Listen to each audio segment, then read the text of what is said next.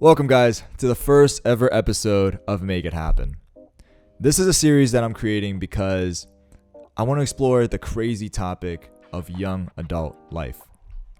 So while there's no general consensus of what a young adult actually is, for the purposes of this podcast, I'm going to have it mean pretty much loosely as anybody in their 20s. So if any of this resonates with you, or if any of this speaks with you, or I don't know, if you're just in it for the shitty ASMR, then I welcome you to stay. And I welcome you to make yourself at home. Because even though I'm not at the end of my journey, I'm not perfect, not even close to it, I am working myself, and I think I picked up a lot of advice and a lot of lessons along the way that I can share with you guys. So, without further ado, here are my 5 biggest life lessons that I've learned in my 20s. Enjoy. Alright, so the first one we have on the block is to be financially intelligent. So look, it shouldn't be a surprise to anybody living in modern society that things are run by money. So let's say you wake up and you want a new phone. It's not a surprise. That's going to hurt your wallet. Or if you want to get new shoes, it's going to set you back. I don't know, if you're like me and you want to take people out on big dinner dates all the time, don't do that. Don't do that, because that's going to hurt you a lot. Of course, my main point is that nothing is free. And for the people that say money doesn't buy happiness, I think it's an oversimplification. Because of course, money doesn't have this perfectly linear relationship with happiness. But if you're a family that's living at the poverty line, you're not going to be at your happiness potential. And that's not to say that you need to be rich to find happiness, to find meaning in relationships, to find meaning in life. But there are some things that would be much easier if you didn't have to worry about the bills every month. So with that out of the way, here's some tips to be more financially intelligent. And number 1, I got build a budget. Now I know this is one of those topics that are so dry and that nobody wants to talk about them. But for your long-term financial health, I think it's very important. I think most of us are naturally programmed to just act on instinct and act on emotion, and partner that up with credit cards, debit cards, and Venmo and stuff like that. And you just have a recipe of, we just typically just spend whatever we want, whenever we want. So a budget will help you build more discipline, be less impulsive, and save you a lot of money in the long run. And nowadays, you don't even have an excuse, because there are apps that make it so easy where you just create your categories, type in the number of what your budget is for that certain category, and then you're set. At most, it takes around 20, 25, 30 minutes if you're really slow. All right, the next one I got is to have short and long-term financial goals. So this is one of those things where I feel like it's going to be a little bit difficult to give hard, concrete advice, because everybody has a different personality. Everybody has a different level of ambition, and everybody has their own idea of what is enough for them. And speaking for myself, one of my biggest long-term goals is to be financially independent. And for me, that means starting my own business of some sort, and eventually having some types of passive income. But it's important not to stop there, right?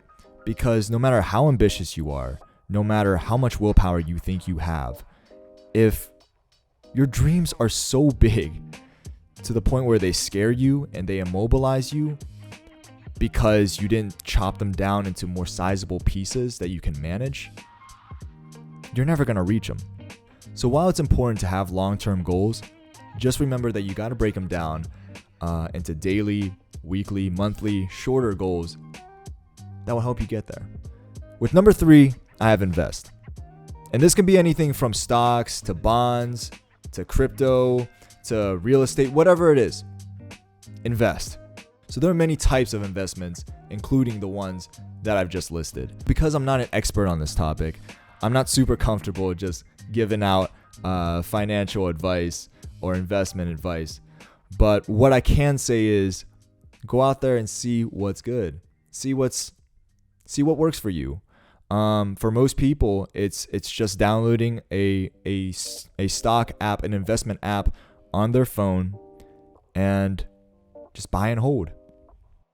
The next one that I got is to invest in a career path with potential. So the world is constantly changing, right? And with it comes the market that adapts, the workforce that adapts, and we, as the people living in this world, we have to learn to adapt to that.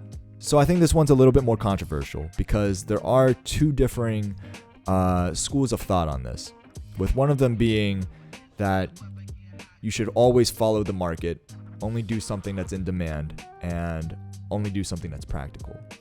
And on the other end, you have chase your passions, chase what makes you happy. And unfortunately, with the way that the world is, you can't always chase the second one. This is one of those things where you have to find a good balance for yourself, because you don't want to be chasing a career path that's going to make you obviously miserable. But if the career path that you choose has a low chance of success or has something that's incompatible with your financial needs, that's also going to be very difficult for you. And that brings me to my final point of how to be financially intelligent, which is have the flexibility and the strength to change your direction in life if things are clearly not working out for you. If you're not happy. I think for this specifically, a lot of us buy into the sunken cost fallacy. We feel like we've invested so much time, effort, money into this education, and then, we might even spend a couple years doing this job, and we just realize this is not what I want. This is not what I want to do. It's not making me enough money, or it's not making me happy. And we choose to stay because it's comfortable. But damn, y'all, life is short, and you don't want to be investing time and money and effort into something that clearly isn't gonna make you happy. So if you see yourself standing at those crossroads, just ask yourself, is this what I want to be doing for the rest of my life? All right, number 2 and biggest things that I've learned in my 20s is invest in relationships. So by relationships, I'm not only restricting that to your significant other, right? It could also be your coworker, your friends, your family, or anybody else. We shape and are shaped by our environment.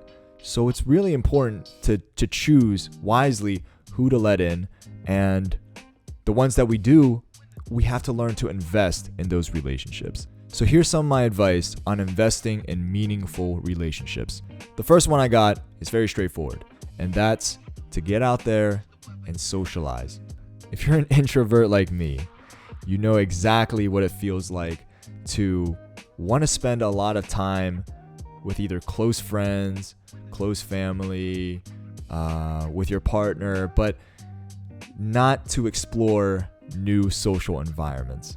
So that by itself isn't necessarily a good or a bad thing, but we're programmed to be social creatures, and our species in particular, we've evolved to work together and to thrive together. And look where we are now. Having a good social group and having the willingness to meet new people and to do new things, that opens up your opportunities and it opens up your mind. And of course, that's not to say that you can't spend any alone time or that you can't spend time with the people that are very close to you. That's healthy. You should definitely do that. But you should definitely be open to just saying yes to new things. So the next one I got is to know your worth and be more confident. Look, life is difficult and we all have insecurities. We're all good at something, right? You're probably good at many things. And on top of that, you have so much potential. Sometimes you just got to remember it. You just got to remember that, and you got to pursue that. Because if you're striving to be the best person you can be, that's really going to reflect on every relationship you encounter. All right, the third one I got is to give more than you take. So I don't subscribe to the idea of karma in its traditional sense, where you do good and eventually that good will come back to you. I believe in true randomness in the universe. It's depressing, I know.